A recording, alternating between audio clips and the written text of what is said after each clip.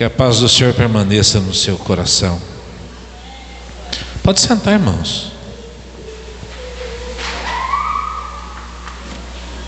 Abra sua Bíblia comigo no livro de 2 Coríntios,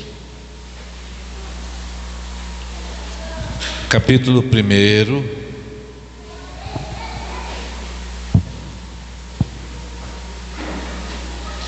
no verso 3 e no verso 4.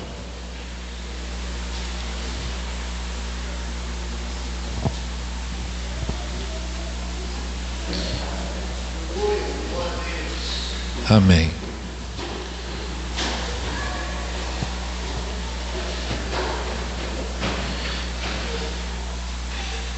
Eu não sei como é que vocês veem a política, e eu não vou falar de política hoje, mas eu tive a alegria de me encontrar diversas vezes mesmo, com o Íris Rezende Machado. Eu encontrei ele já na fazenda dele, já o encontrei em festas, já encontrei no apartamento dele, por diversas vezes no gabinete dele. E tinha uma coisa que era muito comum: quando chegava algum convidado, quando chegava alguém, quando a gente chegava na casa dele, ele mandava chamar, a primeira coisa, chamava uma mulher lá. Normalmente tinha na casa dele uma senhora que era costumeiramente quem fazia pão de queijo e bolo de milho. E aí ele servia o pão de queijo, o bolo de milho e um café. E eu não entendia assim, eu acho que era uma boa maneira de receber, que é coisa tradicional, mas era para a gente ficar comendo e ele falando. E ele falava e falava e falava. E quando você chegava para cumprimentar ele, senta aqui, não sei o quê. E ele repetia as histórias todas as vezes. Por diversas vezes eu escutei a mesma história. Ele contava de quando foi líder estudantil, ele contava de como foi isso, como foi aquilo outro. E vocês podem estar me perguntando: o que tem a ver aniversário de igreja com Íris Rezende falando besteira, ou falando da história dele, né? Não é besteira, eram histórias. Na verdade, eu aprendi muito com o Íris em cada uma dessas reuniões que nós tivemos. Um dia nós fomos para Israel com uma caravana, e nessa caravana estava conosco um dos pastores de Séries. E em determinado lugar, nós estávamos vindo da Jordânia para Israel, atravessando a fronteira. Na fronteira nos pararam, e para aquele homem, para ninguém mais, mas para aquele homem, perguntaram para ele assim: qual é o nome do seu avô? Eu quero que você me diga os nomes dos seus avós. Ele não sabia. E nós ficamos ali parados por 1 hora, e ele não conseguiu lembrar o nome dos avós. Se fosse hoje era só ligar aqui para um, para outro, mas naqueles dias não tinha essa facilidade do celular como nós temos hoje. Depois de 1 hora nos liberaram, mas em todos os outros postos de controle sempre pararam o nosso ônibus. E quem que eles abordavam? Aquele pastor. E perguntava para ele a mesma pergunta: quem são seus avós? E ele não sabia, e nós ficávamos parados 1 hora. E de fato nós esquecemos aqueles que são importantes, como começou, de onde nós viemos e por que nós estamos aqui.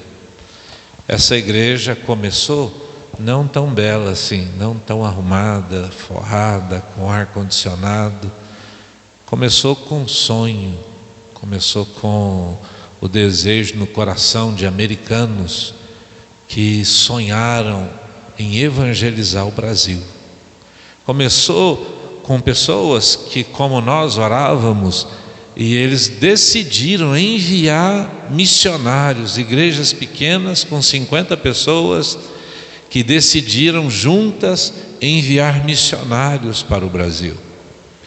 E um desses missionários alcançou o apóstolo Ulisses, e nós começamos em Pires do Rio uma igreja, e de lá nós enviamos pastores para vários lugares.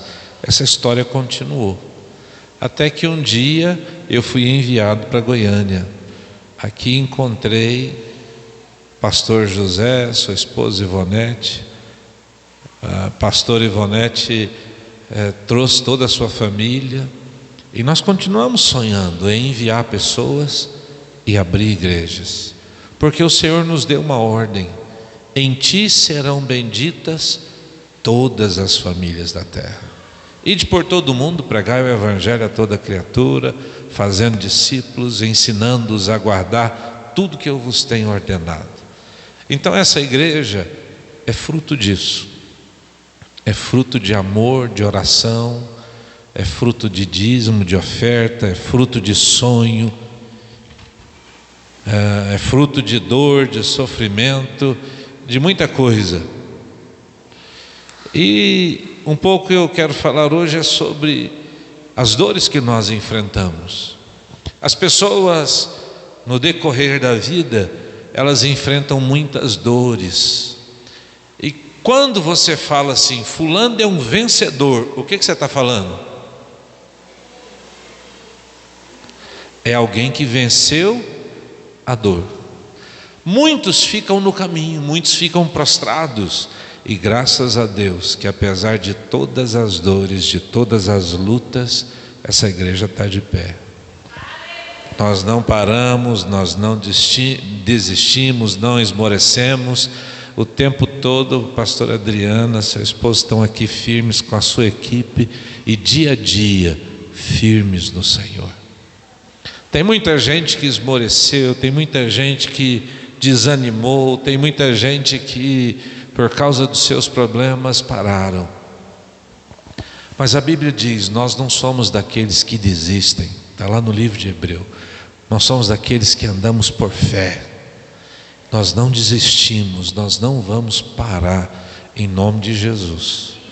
Então essa igreja tem uma história, e vocês precisam aprender essa história. A coisa mais bela para mim, a coisa mais linda que eu vi lá em Israel, é quando no Shabat, na sexta para o sábado, eles param tudo, e na sexta-feira à noite, depois do jantar, os mais velhos se sentam, e aí todos os outros sentam ao redor daquele homem ou daquela mulher, e eles vão falar a história, vão contar as mesmas coisas de como foi, desde a época da saída lá do Egito, desde das famílias, das 12 tribos, até os dias daqueles jovens e crianças. Então quando você conversa com um, ele te conta a história da vida dele.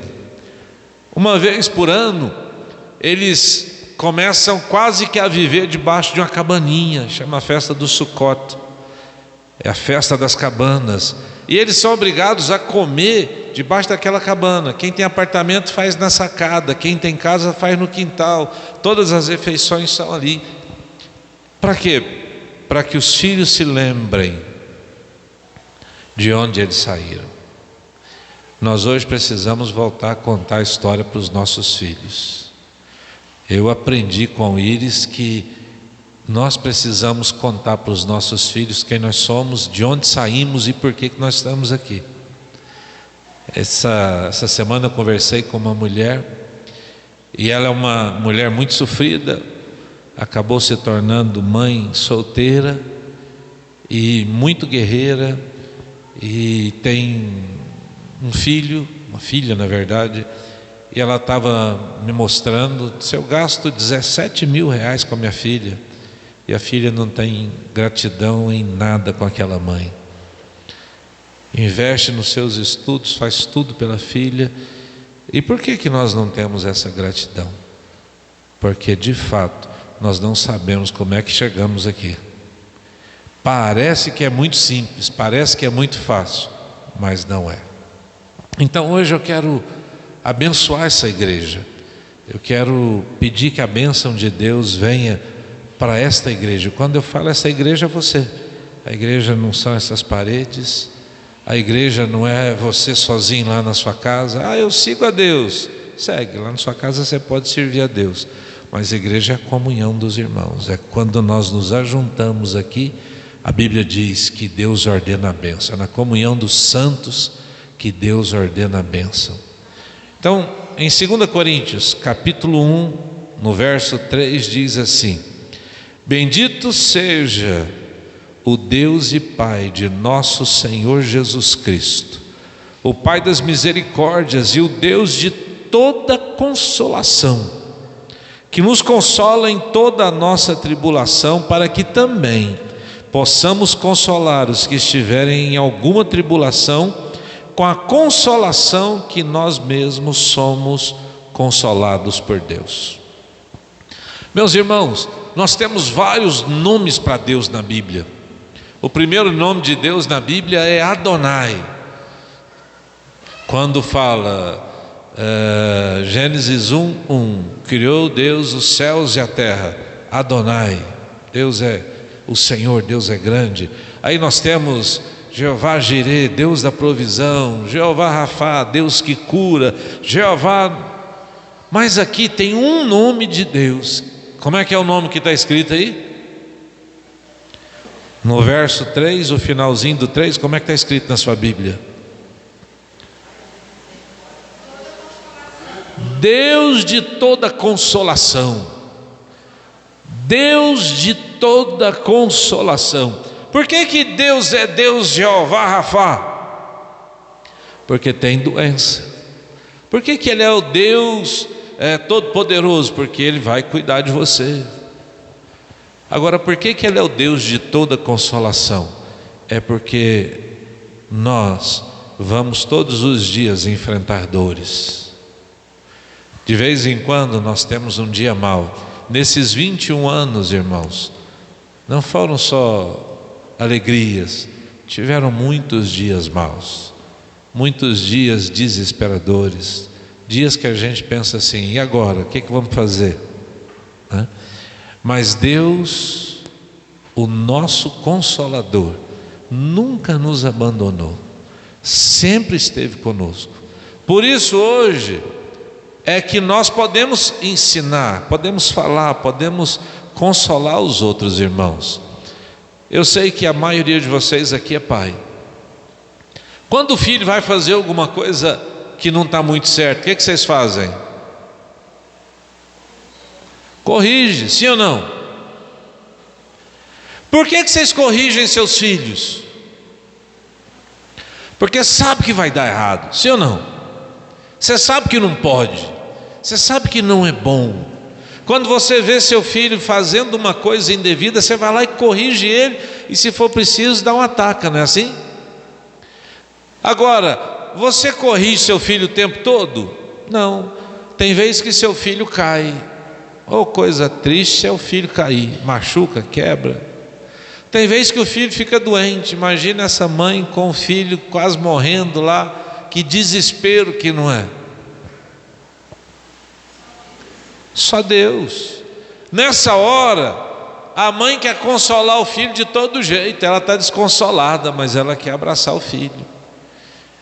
Eu tenho uma filha que eu amo muito. Agora ela me deu uma neta.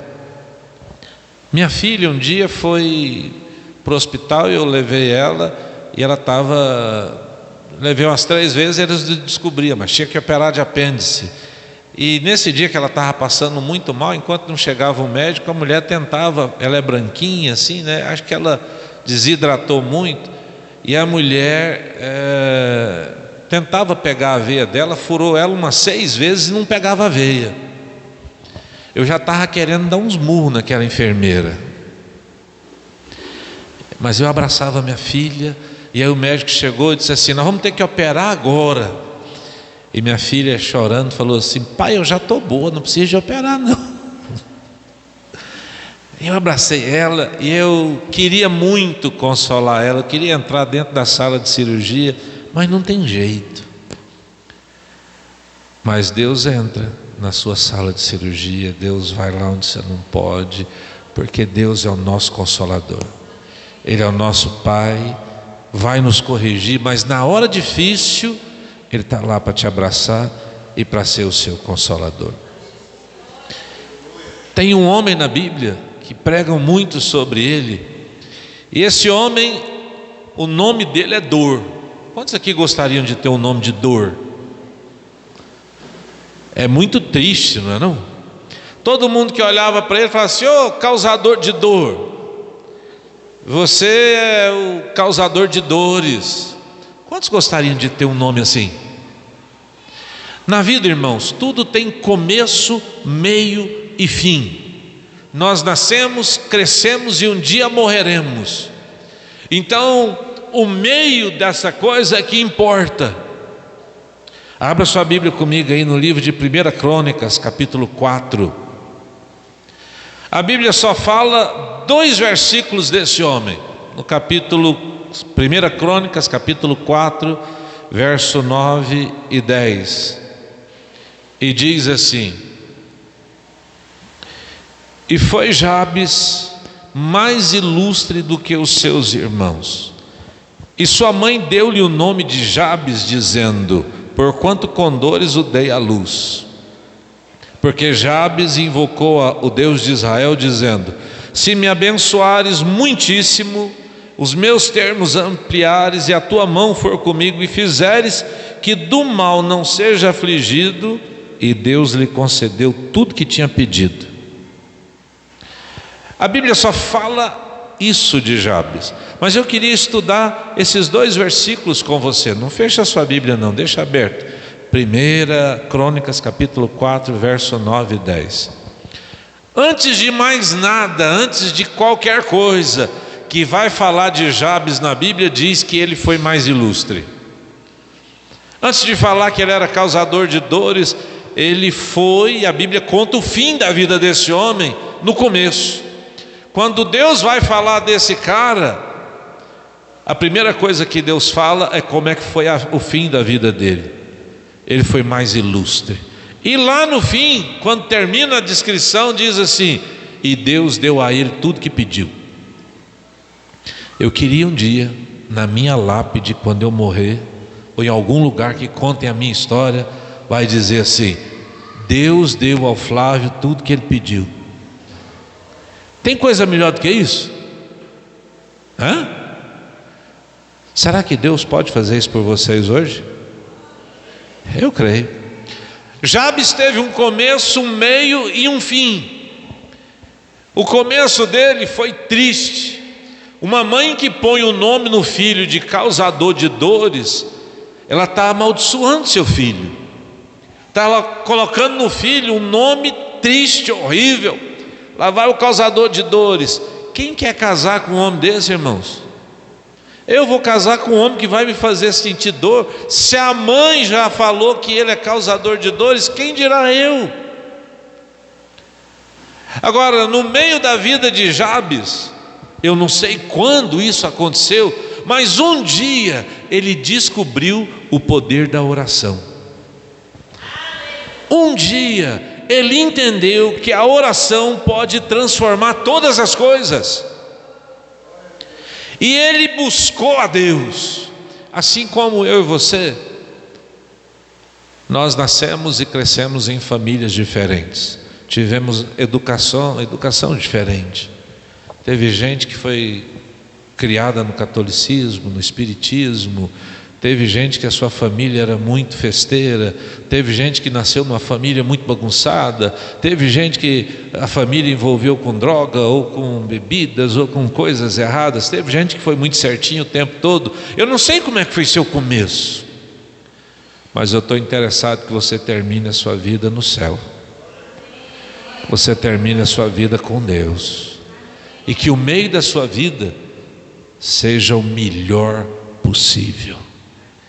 Um dia eu descobri Deus, um dia Deus se revelou para mim, e um dia Jabes entendeu o poder da oração, e ele fez uma oração. É engraçado que começo, meio e fim, joia. Ele orou a Deus, ele pediu 3 coisas nessa oração, e eu vou falar disso hoje. Mas o fim da vida de Jabes foi como? Ele foi o mais ilustre e recebeu tudo o que pediu para Deus. Ele recebeu tudo isso. Foi rico, próspero, a mão de Deus foi sempre com ele e ele foi livre do mal. Meu amado irmão, nós descobrimos Deus. Deus se revelou para nós. E agora nós precisamos descobrir o segredo da oração, de como orar a Deus, porque nós vamos conseguir todos os nossos sonhos em Deus. A sua oração vai ser escutada por Deus. Eu creio nisso, amém? A primeira coisa que Jabes pede para Deus é o quê? Como é que está aí na sua Bíblia? Como é que está escrito aí? Que o Senhor me abençoe muitíssimo. Ele não tinha economia na oração não, irmãos. Ele disse: me abençoa, Senhor. Não, me abençoa muitíssimo. E o que mais? Amplie as minhas terras, alargue as minhas fronteiras. O que ele estava pedindo? Prosperidade. A primeira coisa que ele pede é prosperidade. Ele diz: Senhor, eu quero que o Senhor me abençoe, mas não é pouco não, é muitíssimo. E mais, eu quero que o Senhor alargue as minhas fronteiras. Nós começamos essa igreja, onde que foi, Adriana? Garagem de quem? Do irmão? Era do outro? Numa garagem pequena, depois a gente foi para um salão pequeno, depois para um salão. Nós estamos hoje razoavelmente alargado aqui nas fronteiras. Nós temos ar-condicionado, daqui uns dias vai ter poltronas, né? E isso não é nada. Eu vim para Goiânia há muitos anos atrás, e o meu desejo é pregar, é fazer igreja, abrir igrejas. E essa igreja é fruto desses sonhos que foram plantados no meu coração, que eu replantei no coração dos meus discípulos, e eles estão plantando no coração de vocês, e daqui a pouco vocês vão sair para outros lugares. E lá em Pires do Rio, Deus disse: você vai viajar para muitos lugares, você vai pregar em muitos lugares. E eu imaginava que isso era impossível. Por quê? Porque nós éramos muito pobres. Nossa vida era muito difícil, talvez como a vida de muitos de vocês. Mas hoje eu já conheço mais de 30 nações pelo mundo. Algumas delas, como Israel, Estados Unidos, algumas nações na Europa, eu já fui várias vezes. Alguns países aqui eu já fui várias vezes, né? Dezenas de vezes. Deus me deu a graça de andar pelo mundo, de alcançar novos limites. Deus alargou as minhas fronteiras.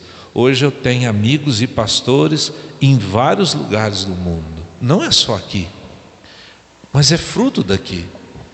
Quando você dá o seu dízimo, a sua oferta, eles aqui enviam o dízimo dos dízimos lá para a sede, lá para a nossa central. Não é na sede, é em Vianópolis. E de lá nós sustentamos pastores ao redor do mundo.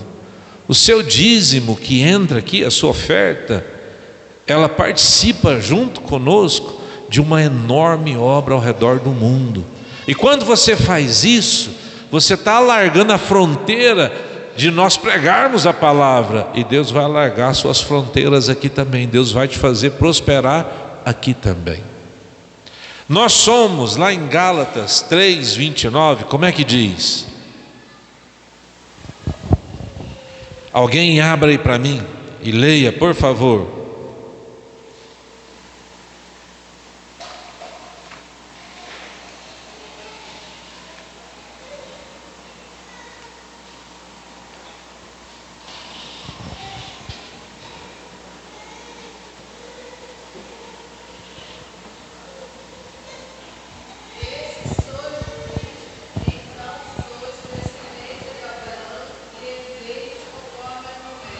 Se nós somos de Cristo, nós somos o quê?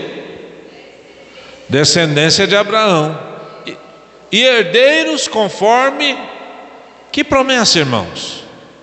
Abra sua Bíblia lá no livro de Gênesis, no capítulo 12, no verso 2, que diz assim, como é que está escrito aí? Leia para mim alguém.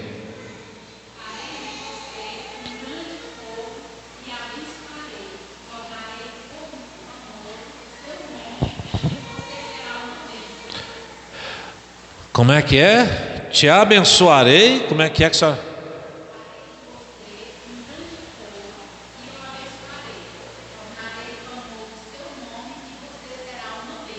Eu vou pegar só as 3 últimas, que diz assim: abençoar-te-ei, farei você famoso, engrandecerei seu nome, e você vai ser a bênção. Então, quando Jabes orou, ele estava orando sabendo que essa bênção era dele e é sua. Segundo a palavra, se eu sou de Cristo, eu sou participante dessa promessa. Deus vai me abençoar muitíssimo, vai engrandecer meu nome, e eu sou uma bênção. Amém? A outra coisa que ele pede, volta lá para 1 Crônicas 4, né? Qual que é a outra coisa que ele pede?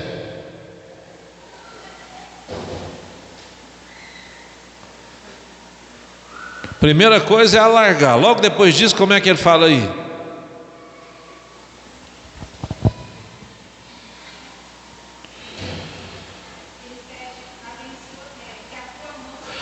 Que a tua mão seja comigo.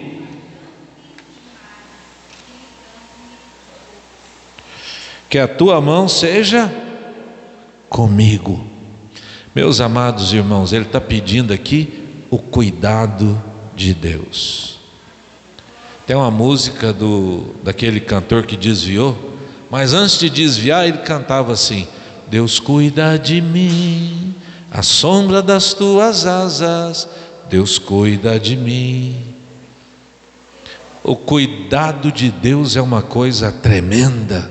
Então Jabes pede prosperidade, com muitíssima bênção, terreno alargado, mas agora ele pede: Senhor, que a tua mão seja comigo, cuida de mim, que a tua mão esteja me abençoando. Abra sua Bíblia aí comigo em Isaías capítulo 43, aliás, né? Verso 13, como é que diz? Isaías 43, verso 13.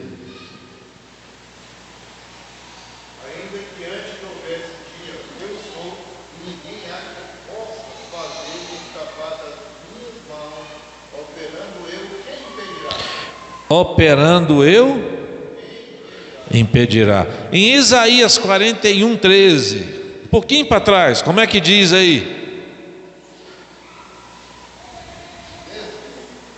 41, 13.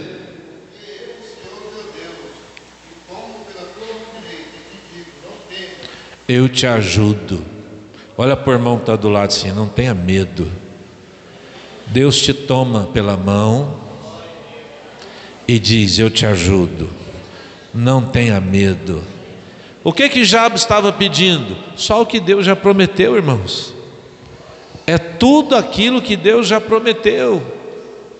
Mas ele diz: que a tua mão seja comigo. Agora ele pede uma outra coisa, e aqui eu vou terminar, que ele diz assim: que o Senhor me preserve do mal, de modo que não me sobrevenha nenhuma aflição. Não é isso que está escrito aí? 1 Crônicas 4, como é que está escrito aí? Me ajuda aí.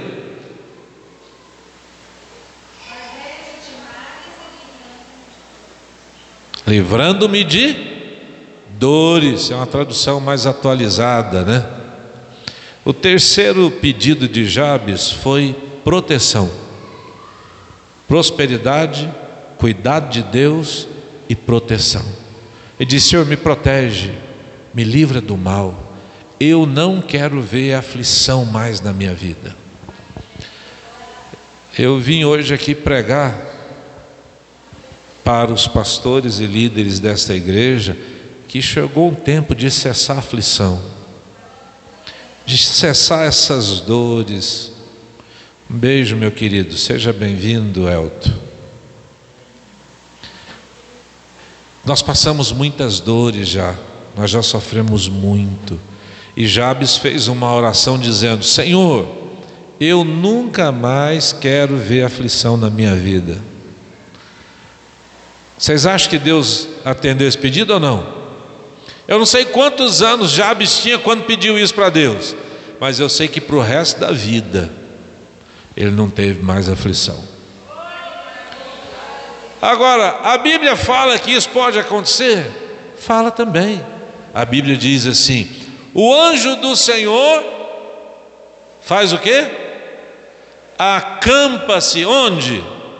Ao redor. Ele não faz moradia aqui, ele está acampado aqui, porque o anjo é lá do céu, mas ele acampa aqui ao seu redor. E o que mais? Faz cosquinha em você? Não deixa você dormir? O que diz a Bíblia? Acampa-se ao redor daqueles que o temem e os livra de todos os males. Então o que Jabes estava pedindo? Só o que Deus já havia prometido. Meus amados irmãos, tem um anjo ao seu redor para te proteger. Se você teme a Deus, creia, tem um anjo. Tem anjo voando nesse lugar, no meio do povo, em cima do altar. Eu não sei se perto de você tem, mas perto de mim tem. Um anjo para me proteger de todos os males. Eu oro, e os meus filhos, perto deles tem um anjo também que vai guardá-los e livrá-los dos males. Em o nome do Senhor Jesus eu creio.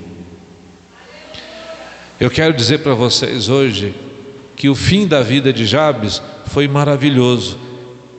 Ele sempre teve tudo que orou a Deus, e ele foi ilustre, o mais ilustre.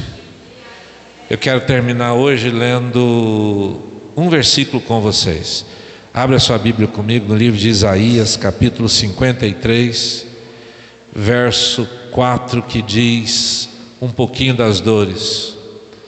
Chegou nosso pastor Camilo com a camisa lindíssima, maravilhosa, todo elegantérrimo, né? Quem encontrou aí?